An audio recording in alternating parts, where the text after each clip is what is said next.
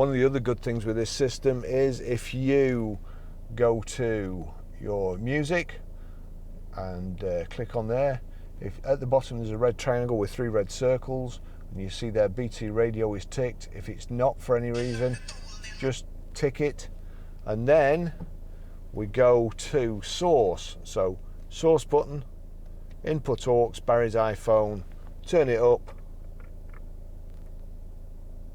What you gonna do? What you gonna do when they come? Bad boys.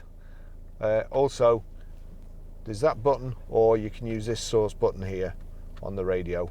So that's it, that takes it back. And that's it. Easy as that. Good system, great car.